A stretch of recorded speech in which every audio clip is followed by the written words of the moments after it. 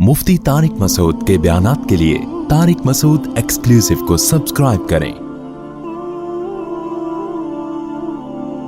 Tariq Masood exclusive.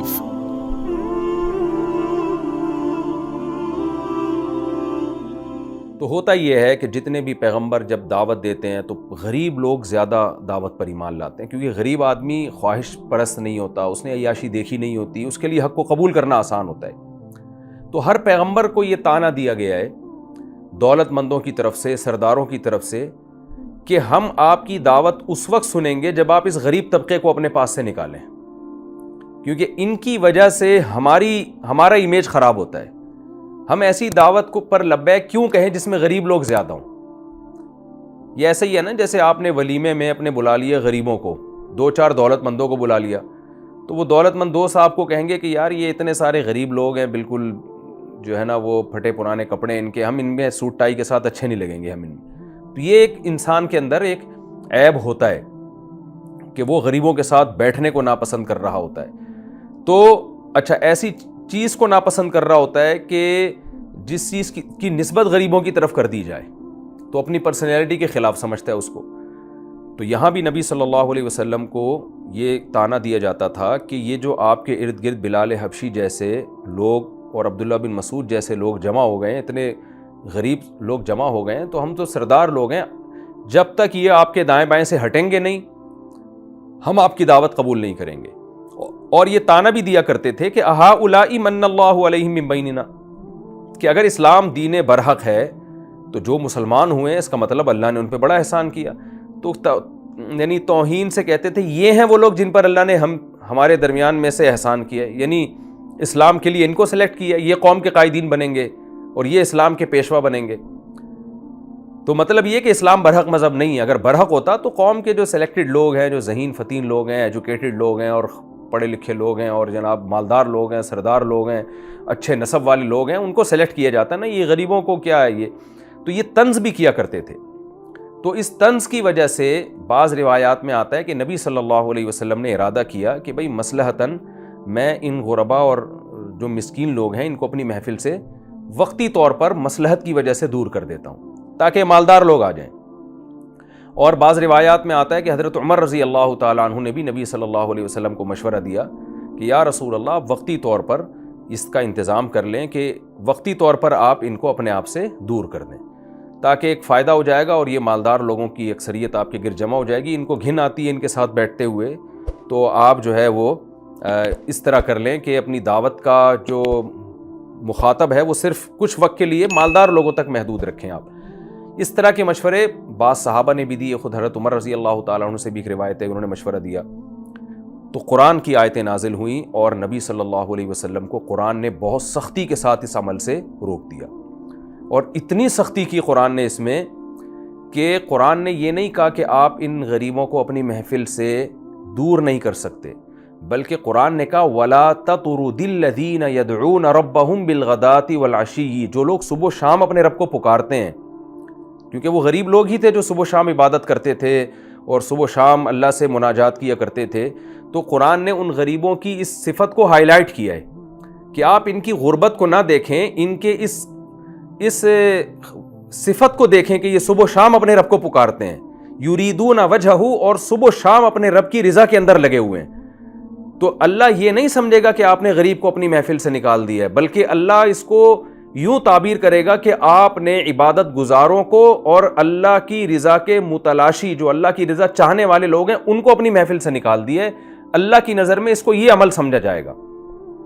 और फिर कुरान ने इसके लिए कैसे अल्फाज इस्तेमाल किए, वला ततरुदिल्लज़ीना, उन लोगों को धुतकारें नहीं आप। हालांकि नबी धुतकार तो नहीं रहे थे, ये कुरान की बलागत है। यानी क्या मतलब कि अगर, हालांकि देखें, अगर नबी सल्लल्लाहु अलैहि वसल्लम उनको अपनी महफिल से निकालते तो भी तो आपके जो अखलाक थे, बहुत अच्छे अखलाक के साथ आप उनको निकालते कि भाई तुम कुछ वक्त के लिए मुझसे दूर हो जाओ, तुम्हें मेरे साथ देखकर ये मालदार लोग नहीं आते और ये समझते हैं कि इनका इमेज दुनिया में ख़राब हो रहा है, तो तुम कुछ देर दिन के लिए मसलहतन मुझसे दूर हो जाओ। अगर नबी उनको दूर करते भी तो आपका अंदाज़ ये होता। लेकिन कुरान गोया ये बता रहा है कि आपका अंदाज़ कितना ही अच्छा क्यों ना हो, अल्लाह इसको धक्के देने से ताबीर करेंगे, अल्लाह इसको धुतकारना ही समझेंगे। یہ ایسا ہی ہوتا ہے نا جیسے آپ کسی کے گھر گئے, ٹائم لے کے گئے, اس نے آپ کو بہت ہی معذرت کے ساتھ ایکسکیوز کیا اور آپ کو بہت ہی کائنڈلی اور اس طرح کے الفاظ نکال کے آپ کو گھر سے رخصت کر دیا, تو آپ آتے ہو غضب میں, آپ لوگوں کو کیا بولتے ہیں, یار اس بندے نے تو مجھے گھر سے نکال دیا ہے, حالانکہ اس نے ایسے نکالا نہیں ہوتا, لیکن آپ اس کو تعبیر ان الفاظ سے کرتے ہو یہ بتانے کے لیے کہ میں یہی سمجھ رہا ہوں کہ بھائی تو نے چاہے کائنڈلی کہہ کے نکالو, ایکسکیوز کر کے نکالو, لیکن میں تو یہ سمجھوں گا تو نے مجھے گھسنے نہیں دیا گھر کے اندر, ٹائم لیا تھا اس کے باوجود بھی تو نے مجھے اگنور کر دیا. تو اس کو دھکے دینے ہی سے تعبیر کیا جاتا ہے. تو قرآن نے یہ الفاظ اس لیے استعمال کیے کہ نبی صلی اللہ علیہ وسلم کو قرآن یہ بتا رہا ہے کہ ان غریبوں کو اپنی محفل سے نکالنا, چاہے کتنے ہی اچھے اخلاق کے ذریعے ہو, اللہ کی نظر میں اس کو دھتکارنا ہی سمجھا جائے گا, کہ اس لیے کہ وہ ہدایت کے متلاشی ہیں, وہ چاہ رہے ہیں آپ کے ساتھ بیٹھنا اور آپ ان کو بیٹھنے کی پرمیشن نہیں دے رہے. تو یہ پرمیشن نہ دینا ایسے ہی ہے جیسے کسی کو دھتکار دیا گیا ہو. وَلَا تَطْرُدِ الَّذِينَ, آپ نہ دھتکاریے ان لوگوں کو, يَدْعُونَ رَبَّهُمْ, جو اپنے رب کو پکارتے ہیں, بالغداتی والعشی, صبح اور شام, یریدون وجہہ, اور وہ اپنے رب کے چہرے کے متلاشی ہیں. ما علیک من حسابہم من شیء, آپ کے ذمے ان کا حساب نہیں ہے. کیا مطلب؟ بعض لوگ یہ بھی طعنہ دیا کرتے تھے کہ یہ غریب لوگ ہیں, ان کو معاشرے میں کوئی پوچھنے والا نہیں ہے, تو اب ان کو اسلام میں تھوڑی سی عزت نظر آ رہی ہے, تھوڑا سا پروٹوکول نظر آ رہا ہے, تو کچھ کرنے, معاذ اللہ کچھ کرنے دھرنے کا ان کے پاس تھا نہیں, تو اب یہ آ گئے ہیں ادھر کہ ادھر آ کے بیٹھ گئے علم حاصل کرنے کے لیے اور اسلام کے ایک شیلٹر استعمال کر رہے ہیں. تو قرآن یہ کہہ رہا ہے کہ ان کی نیت کیا ہے, ان کے دل میں کیا ہے. ما علیک من حسابہم من شیء, اے نبی ان کا حساب و کتاب آپ کے ذمے بالکل بھی نہیں ہے. یعنی دیکھیں ہم ظاہر کے مکلف ہیں نا کسی کے, اس کے دل میں کیا ہے یہ تو ہم جب تجسس کرتے کہ اس کے دل کا حساب ہمارے ذمے ہوتا. قیامت کے دن اللہ ہم سے پوچھتا کہ آپ کے پاس جو بندہ آیا تھا علم حاصل کرنے کے لیے, تو پہلے آپ کو اس کے دل کا لیبارٹری ٹیسٹ کروانا چاہیے تھا کہ دل میں اخلاص ہے بھی یا نہیں ہے. ہم تو ظاہر کے مکلف ہیں. تو اے نبی یہ جو اس قسم کا طعنہ دیا جا رہا ہے کہ یہ غربت کی وجہ سے یہاں آئے ہوئے ہیں اور ان میں اخلاص نہیں ہے, تو آپ کے ذمے ان کا حساب و کتاب. یہاں حساب و کتاب سے مراد ہے کہ باطن کا حساب و کتاب, کیونکہ ظاہر تو سامنے ہے سب کے, ان کا حقیقت میں یہ اللہ کے رضا کے متلاشی ہیں یا نہیں ہے یہ آپ کے ذمے نہیں ہے. وما علیہم من حسابک من شیء, اور ان کے ذمے بھی آپ کا حساب و کتاب نہیں ہے. کیا مطلب؟ یہ جملہ جب ریپیٹ کیا جاتا ہے جب یہ بتانے کے لیے کہ جیسے ان کے ذمے آپ کا حساب و کتاب نہیں ہے, تو ایسے ہی آپ کے ذمے بھی ان کا نہیں ہے. جیسے کوئی شخص کہتا ہے نا کہ بھائی تم مجھے جو ہے مجھ سے کس چیز کا مطالبہ کر رہے ہو, تو میں نے تو تم سے کوئی لین دین نہیں کیا, نہ تم نے مجھ سے کوئی لین دین کیا ہے. تو یہ دوسرا جملہ ریپیٹ کیا جاتا ہے پہلے کو سمجھانے کے لیے, کہ جیسے تم نے مجھ سے کوئی قرض نہیں لیا تو میں نے بھی تم سے کوئی قرض نہیں لیا. تو بعض دفعہ یہ دوسرا جملہ پہلے جملے کی تکمیل کے لیے ہوتا ہے. تو قرآن یہ بتا رہا ہے کہ جیسے اے نبی اگر یہ آپ سے سوال پوچھنا شروع کر دیں کہ آپ یہ کام, یہ تبلیغ اس طرح کیوں کر رہے ہیں, اس طرح کیوں نہیں کر رہے, آپ کے دل میں کیا ہے, تو آپ کو اس سوال پہ غصہ آئے گا کہ بھئی تم میرے دل کے حالت کے مکلف نہیں ہو. کوئی بھی کسی کے دل کے حالت کو نہیں جان سکتا اور نہ اس کی تفتیش کی اجازت ہے.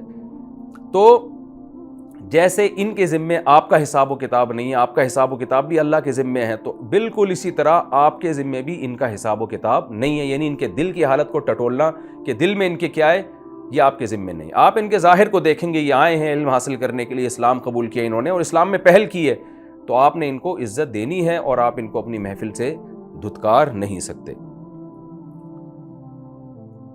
فتطردہم, نہ ان کے ذمے آپ کا حساب نہ آپ کے ذمے ان کا حساب. فتطردہم کہ آپ ان کو دھتکاریں, یعنی اس بیس پہ بھی آپ ان کو دھتکاریں تو بات سمجھ میں آتی ہے, تو یہ بیس بھی نہیں ہے, لہذا آپ ان کو دھتکار نہیں سکتے. فتکون من الظالمین, اگر آپ نے ایسا کیا تو آپ ظالموں میں سے ہو جائیں گے. حدیث میں آتا ہے کہ حضرت عمر رضی اللہ تعالیٰ عنہ نے بھی پھر استغفار کیا اپنے اس مطالبے پر. نبی صلی اللہ, جب یہ آیتیں نازل ہوئی ہیں تو حضرت عمر کو بھی ندامت ہوئی اور جن جن صحابہ نے مشورہ دیا تھا سب کو ندامت ہوئی, اور نبی صلی اللہ علیہ وسلم نے اپنا ارادہ ترک کر لیا.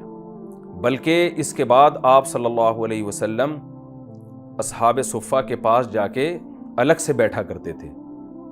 اور ایک صحیح حدیث میں ہے کہ عبداللہ بن مسعود رضی اللہ تعالیٰ عنہ سے روایت ہے کہ آپ صلی اللہ علیہ وسلم اصحاب صفہ کے پاس جا کے بیٹھتے اور فرماتے کہ تم وہ مبارک لوگ ہو جن کے بارے میں اللہ نے مجھے یہ حکم دیا ہے کہ میں تم لوگوں کے ساتھ آ کے بیٹھا کروں. جیسے کہ سورہ کہف میں ہے نا وَاصْبِرْ نَفْسَكَ مَعَ الَّذِينَ يَدْعُونَ رَبَّهُمْ بِالْغَدَاةِ وَالْعَشِيِّ. سورہ کہف میں ہے کہ یہاں تو یہ کہ آپ ان کو دھتکاریں نہیں، سورہ کہف میں ہے کہ اپنے آپ کو ان لوگوں کے ساتھ باندھ لیں. آپ صبر کا معنی ہوتا ہے باندھنا، باؤنڈ کر لینا. وَاصْبِرْ نَفْسَكَ کہ اے نبی آپ اپنے آپ کو ان لوگوں کے ساتھ جوڑ کے رکھیں، باندھ کے رکھیں جو اپنے رب کو صبح و شام پکارتے ہیں. تو آپ صلی اللہ علیہ وسلم ان مسکین صحابہ کے پاس جاتے اور ان کو یہ آیت پڑھ کے سناتے کہ تم وہ مبارک لوگ ہو جن کے ساتھ اللہ نے مجھے بیٹھنے کا حکم دیا ہے. یہ بالکل ایسے ہی ہے جیسے عبداللہ ابن ام مکتوم رضی اللہ تعالیٰ عنہ نابینا صحابی آئے اور آپ صلی اللہ علیہ وسلم نے ناگواری کا اظہار کیا کہ یہ ایسی اس وقت کیوں آ گئے.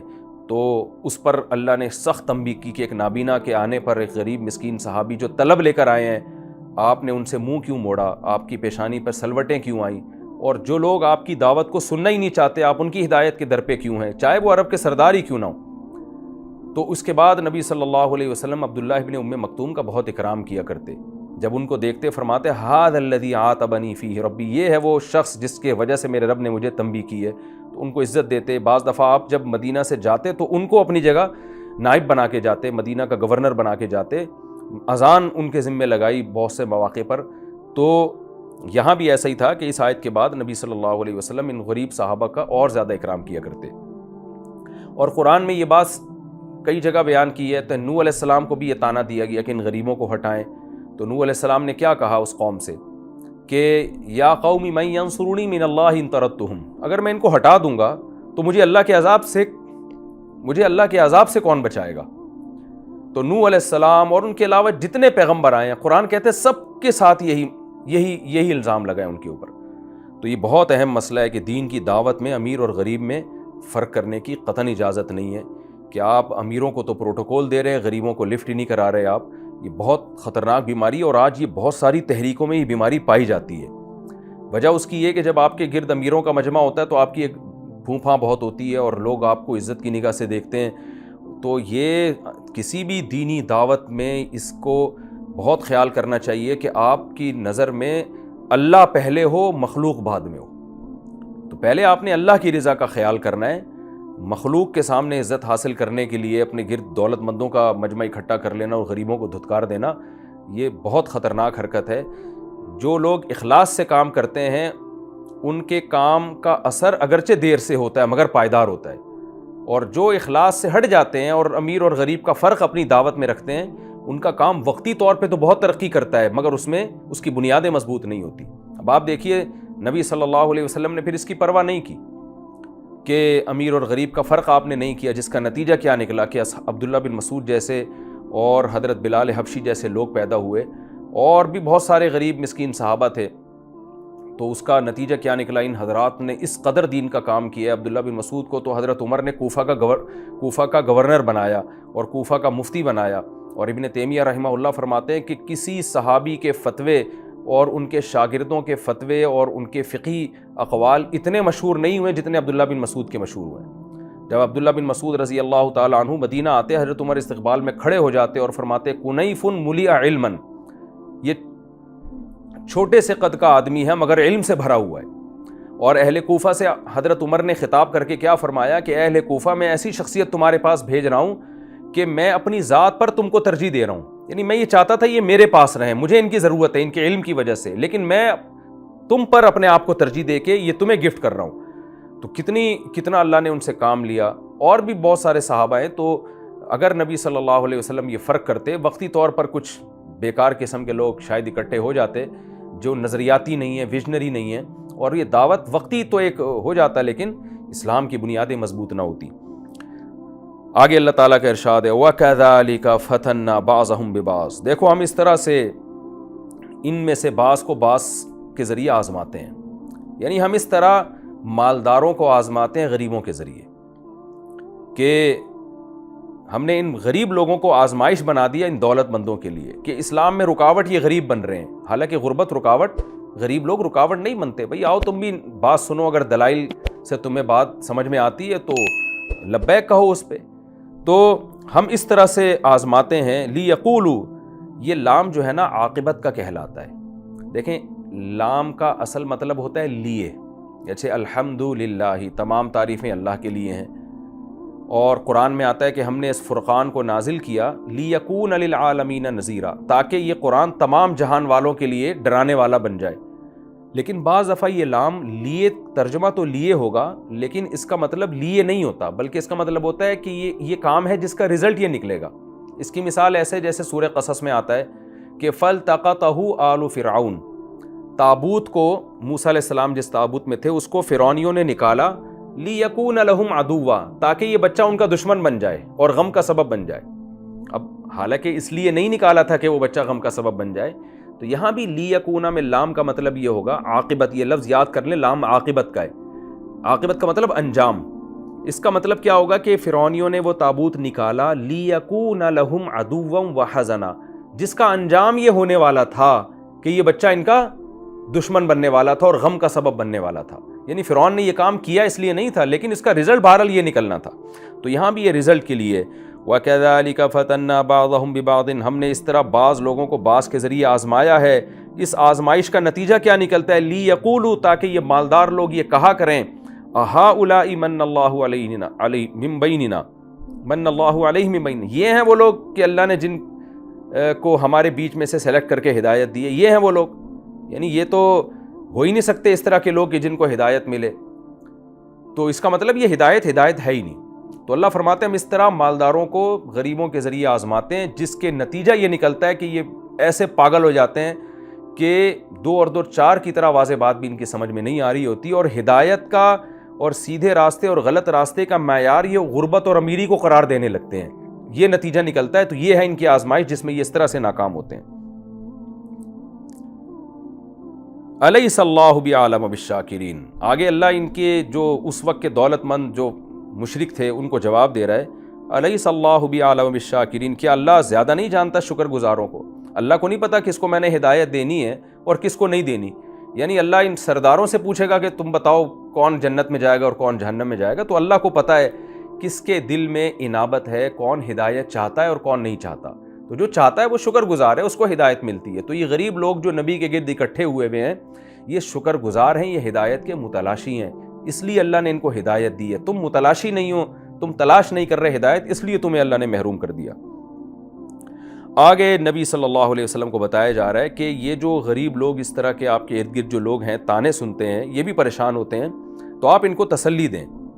نہ صرف یہ کہ آپ اپنی مجلس سے نکالیں نہیں، بلکہ ان کے سامنے ان کے فضائل ان کو پڑھ کے سنائیں. اور وہ فضیلت کیا ہے وہ قرآن کہتا ہے میں بیان کرتا ہوں، یہ آپ ان کو آیت پڑھ کے سنائیں. وَإِذَا جَاءَكَ الَّذِينَ يُؤْمِنُونَ بِآيَاتِنَا، اے نبی جب آپ کے پاس وہ لوگ آیا کریں جو ہماری آیتوں پر ایمان رکھتے ہیں، فقل، یعنی یہی جو لوگ جن کا تذکرہ چل رہا ہے، فقل، تو ان کو کہا کیجئے سلام علیکم، تم پر سلامتی ہو. کتب ربکم علی نفسہ الرحمہ، تمہارے رب نے اپنی ذات پر تمہارے لیے رحمت کو لکھ لیا ہے. وہ کیسے رحمت لکھ لیا؟ انہ من عمل منکم سوءا بجہالۃ، کہ تم میں سے اگر کسی سے جہالت میں کوئی گناہ ہو بھی گیا، ثم تاب من بعدہ، اس کے بعد اگر اس نے توبہ کر لی، واصلح، اور آئندہ عمل کو درست کر لیا، فانہ غفور الرحیم، تو وہ اللہ تعالیٰ معاف کرنے والا اور رحم کرنے والا ہے. کیا مطلب؟ آپ ان کو بتا دیں کہ تمہاری غربت کے باوجود جو تمہارا ایمان ہے وہ اللہ کی نظر میں اتنا ویلیو والا ہے کہ اس ایمان کے ساتھ اگر تم سے کبھی غلطی ہو بھی جائے تو توبہ کا دروازہ اللہ نے تمہارے لیے کھولا ہوا ہے. اور جو ایمان لانے والے نہیں ہیں، چاہے وہ کتنے ہی مالدار ہیں، عرب کے سردار ہی کیوں نہ ہو، ان کے لیے جب تک وہ ایمان نہیں لاتے توبہ کا دروازہ بند ہوا ہوا ہے. تو تم ایسے ہو کہ اگر تم سے غلطی ہو بھی جائے، گناہ ہو بھی جائے، تو بھی اللہ سے توبہ کا دروازہ کھلا ہوا ہے. یہ رحمت اللہ نے اپنے اوپر لکھ لی ہے. تو اتنا پاورفل ایمان ہے تمہارا. تو یہ ان کو آپ خوشخبری سنا دیں کہ کسی سے بھی جہالت میں گناہ ہو گیا اور توبہ کر لے گا اور اصلاح کر لے گا تو اللہ اس کو معاف کرنے والا اور رحم کرنے والا ہے. یہاں قرآن یہ کہہ رہے کہ جہالت میں گناہ ہو جائے، تو جہالت سے مراد یہاں کم علمی نہیں ہے، خوب سمجھ لیں، کیونکہ یہ لفظ ایک اور جگہ قرآن میں استعمال ہوا ہے کہ جو جہالت میں گناہ کرے گا تو پھر توبہ کرے گا تو اللہ معاف کر دیں گے. یہاں جہالت سے مراد یہ ہے کہ جو شخص بھی گناہ کرتا ہے، علماء کہتے ہیں وہ جہالت میں ہی کر رہا ہوتا ہے، کیونکہ یہ کام جہالت کا ہے. یہاں جہالت سے مراد ہے اللہ کی معرفت اور آخرت میں سزا کا تصور، اس سے وہ جاہل ہو جاتا ہے۔ دیکھیں کوئی کتنا ہی ایمان والا ہو، جہنم پہ 100% یقین بھی ہو، بعض دفعہ شیطان گناہ کے وقت اللہ کا خوف اس کی نظروں سے اوجھل کر دیتا ہے۔ تو یہ نظروں سے جو اللہ کا خوف اور دل میں جو اللہ کی خشیت میں وقتی طور پہ کمی آ گئی، اس کمی کو جہالت سے تعبیر کیا جا رہا ہے۔ تو یہ وہ جہالت نہیں ہے جس کو کم علمی کہتے ہیں، کہ آپ کو پتہ ہی نہیں تھا یہ چیز ناجائز ہے، آپ نے کر لی۔ وہ جہالت میں تو اگر کسی بیچارے کو علم ہی نہیں ہے کہ یہ کام غلط ہے، وہ اس نے اپنی طور پر علم حاصل کیا مگر اس کو اس مسئلے کا علم نہیں تھا اور اس نے وہ کر لیا، وہ یہ عمل تو گناہ کہلاتا ہی نہیں ہے۔ تو یہاں جہالت کا مطلب یہ، علماء کہتے ہیں یہ وہ جہالت ہے جو ہر گناہ کے ساتھ لاحق ہے۔ مسلمان جب بھی گناہ کرتا ہے تو وہ جہالت میں ہی کرتا ہے۔ کوئی بھی مسلمان یہ ہو نہیں سکتا کہ اللہ کی معرفت، اللہ کا خوف اس کے دل میں کامل طور پہ موجود ہو اور اس وقت وہ گناہ کر رہا ہو، وہ خوف اس کو گناہ سے روکتا ہے۔ ایسے ہی ہے جیسے عبداللہ بن عباس رضی اللہ تعالیٰ عنہ کا قول ہے کہ جب بھی کوئی شخص زنا کرتا ہے تو ایمان اس کے دل کے لیے سے تھوڑی دیر کے لیے نکل جاتا ہے، یعنی اللہ کا تصور اور اللہ کی توحید اور یہ سب اللہ کی کبریائی اس کے دل سے اس پہ غافل ہوتا ہے۔ تو چونکہ انسان پر مختلف کیفیات آتی ہیں، تو قرآن کہہ رہے ہیں ان کو بتا دیجئے کہ ایک تو تمہارا رب تمہیں سلام کہتا ہے، دوسری بات یہ کہ اگر کبھی غلطی سے تم میں جہالت سے گناہ ہو جائے تو پھر توبہ کرو اور آئندہ کے لیے اصلاح کرو تو اللہ تعالیٰ معاف بھی کرے گا اور تم پر رحم بھی کرے گا۔ یہ رحمت اللہ نے اپنے اوپر لکھ دی ہے۔ اور جو غیر مسلم ہیں، جو ہٹ دھر ہیں، جو خدا کے وجود کے منکر یا خدا کی توحید کے منکر ہیں، وہ اچھے ہو کے بھی اللہ کی نظر میں اچھے نہیں ہیں، کیونکہ وہ بہت بڑے مجرم ہیں۔ تو ان کے ہر گناہ پہ پکڑ ہوگی، ان کے کفر پہ بھی پکڑ ہوگی۔ اور جو اللہ پر ایمان لے آئے، اگر شیطان بہکانے سے، شیطان کے بہکاوے میں آ کے کبھی مسٹیک ہو بھی جائے تو توبہ کرے گا، چونکہ اللہ کے اپنے لوگ ہیں، یہ اللہ کو ماننے والے لوگ ہیں، تو اللہ نے ان کے لیے رحمت کے دروازے کھولے ہوئے ہیں۔ آج بھی دنیا کا اصول ہے کہ انسان اپنوں کے لیے اصول کچھ اور بناتا ہے، غیروں کے لیے اصول کچھ اور بناتا ہے۔ آپ دیکھیں نا دنیا کی جو بڑی طاقتیں ہیں، ان کا کوئی شہری اگر کوئی غلطی کرتا ہے اس کے لیے اصول کچھ اور ہیں، باہر سے بندہ آیا ہوا جرم کرے گا اس کے لیے سزائیں سخت ہوتی ہیں۔ تو جب دنیا اپنوں اور غیروں میں فرق کرتی ہے تو اللہ اپنوں اور غیروں میں فرق کیوں نہیں کرے گا؟ وَكَذَلِكَ نُفَصِّلُ الْآيَاتِ، اللہ فرماتے ہیں دیکھو ہم اس طرح اپنی آیات کھول کھول کے بیان کرتے ہیں۔ وَلِتَسْتَبِينَ سَبِيلُ الْمُجْرِمِينَ، اور یہ ہم اس لیے کرتے ہیں تاکہ مجرمین کا راستہ آپ کے سامنے واضح ہو جائے، غلط راستہ واضح ہو جائے۔ غلط راستہ واضح ہونے سے فائدہ یہ ہوگا کہ صحیح راستہ بھی آپ کے سامنے واضح ہو جائے گا۔ اللہ تعالی ہمیں سمجھنے کی، عمل کی توفیق عطا فرمائے۔